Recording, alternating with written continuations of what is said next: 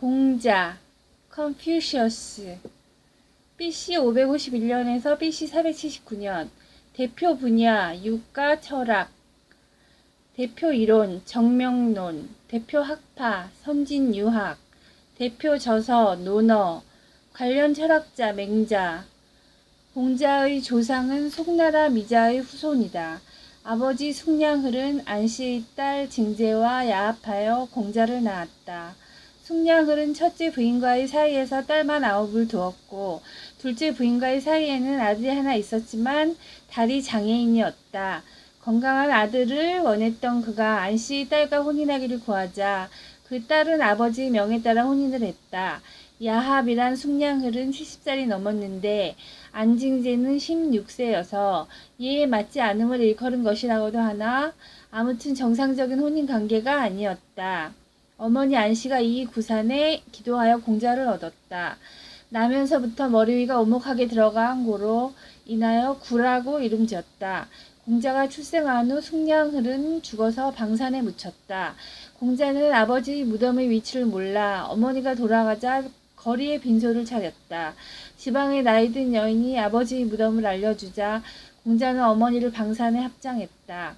공자는 가난하고 천하여 자라사는 개씨 창고지기도 하고 축사지기 노릇도 하였다. 공자는 키가 9천6천이나 되어 사람들이 모두 키다리라고 부르며 이상하게 여겼다. 공자 나이 17세 때의 일이다. 대부 맹희자가 병이 나서 곧 죽게 되었을 때 그는 후계자인 의자에게 훈계하며 말하였다. 공구는 성인의 후손인데 그 조상은 송나라에 있을 때 멸망당하였다. 그 조상 불보하는 원래 송나라의 후계자였으나 아우 여공에게 양보하였다. 정부고에 이르러 대공, 무공, 성공을 섬길 때 3번 명을 받았는데 매번 명을 받을 때마다 더욱 공손하였다고 한다. 그래서 정에 새겨놓은 명문에 이르기를 첫 번째 명에 몸을 숙이고 두 번째 명에 허리를 굽혀 절하고 세 번째 명에는 큰 절을 한 뒤 받았다. 길을 걸을 때는 중앙을 걷지 않고 담장가를 따라다녀서 누구도 감히 나를 경멸하지 않았다. 이 솥에 풀과 죽을 쑤어서 청렴하게 살아왔다. 라고 하였다. 그 공손함이 이와 같았다. 내가 듣기로 성인의 후손은 비록 국왕의 지위에 오르지는 못해도 반드시 제덕에 통달한 자가 있다. 지금 공구는 나이는 어리나 예를 좋아하니 그가 바로 통달한 자가 아니겠느냐. 내가 죽거든 너는 반드시 그를 스승으로 모시거라. 희자가 죽자 의자는 노나라 사람 남궁 경숙과 더불어 공자를 찾아가 예를 배웠다. 이 해에 계무자가 죽고 계평자가 대를 이어 경의 자리에 올랐다. 노소공 20년, 공자는 나이가 30이 되었다. 제 경공이 안영과 함께 노나라에 갔는데 경공이 공자에게 물었다. 옛날 진 목공은 나라도 작고 외진 지역에 위치하였지만 패자가 된 것은 무엇 때문입니까? 공자가 대답하였다. 진나라는 비록 나라는 작아도 그 뜻이 원대하였고 비록 외진 곳에 처하였어도 정치를 베푸는 것이 매우 정당하였습니다. 목공은 백리해를 몸소 등용하여 대부의 벼슬자를 내리고 감옥에서 석방시켜 더불어 3일간 대화를 나눈 뒤 그에게 정사를 맡겼습니다. 이로써 천하를 다스렸다면 목공은 왕도 될 수 있었는데 패자가 된 것은 오히려 대단치 않은 것입니다. 경공은 매우 기뻐하였다. 공자가 35세 때 되었을 때 계평자가 후소백과 닭싸움 끝에 노소공에게 죄를 지었다. 소공이 군대를 이끌고 평자를 공격하자 평자는 맹씨, 숙순씨와 연합하여 삼가가 함께 소공을 공격하였다. 소공의 군대는 패해서 제나라로 달아났고 제나라는 소공을 간호에 거하도록 하였다. 그 얼마 안 되어 노나라가 어지러워졌다. 공자는 제나라로 가서 고소자의 가신이 되어 경공과 통하려고 하였다. 공자는 제나라의 태사와 음악을 토론하였는데 소음악을 듣고 그것을 배워 3개월 동안 고기 맛을 잊을 정도로 심취하자 제나라 사람들이 그를 칭송하였다. 경공이 공자에게 정치를 묻자 공자는 임금은 임금다워야 하고 신하는 신하다워야 하며 아비는 아비다워야 하고 자식은 자식다워야 합니다.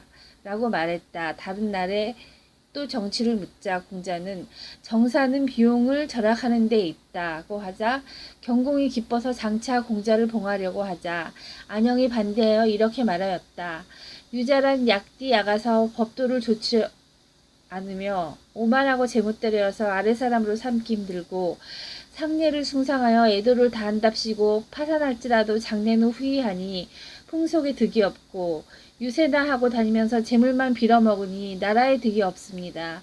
큰 현인이 없어진 뒤로 주나라 왕실이 쇠약하여 예와 음악이 없어진 지 오래되었습니다.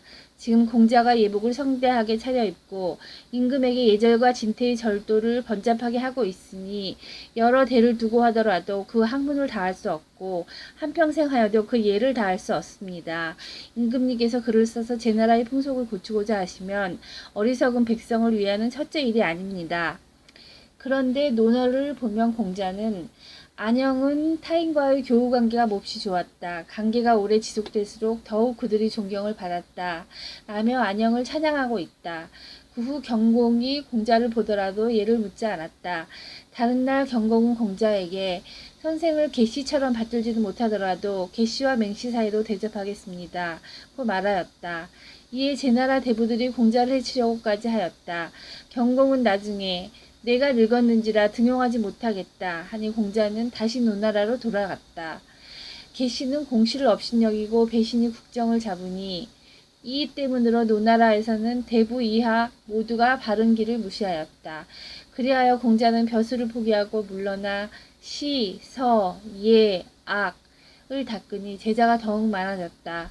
공산부료가 비 땅을 근거로 계시에게 반란을 일으켰다. 사람을 보내 공자를 불렀다.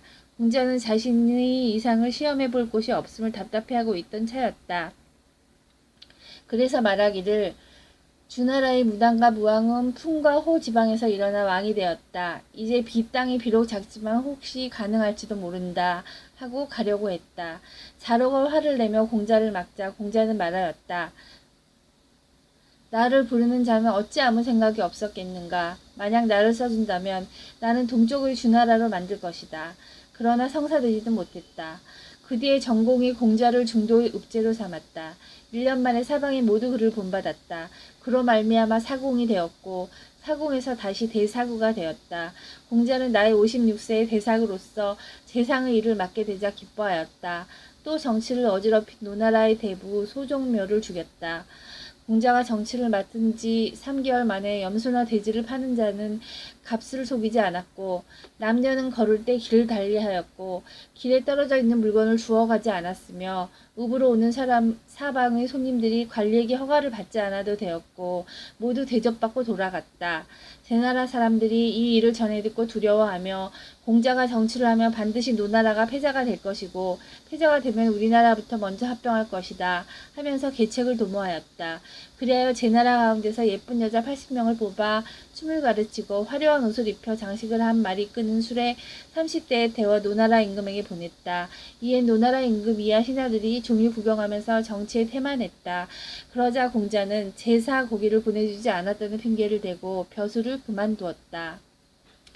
공자는 위나라에 가서 자로의 처형 안탁추 집에 머물렀다. 위나라 영공이 묻기를 노나라에서는 녹봉을 얼마나 받으셨습니까 하자 곡식 6만 약 2,000섬을 받았습니다. 라고 대답했다.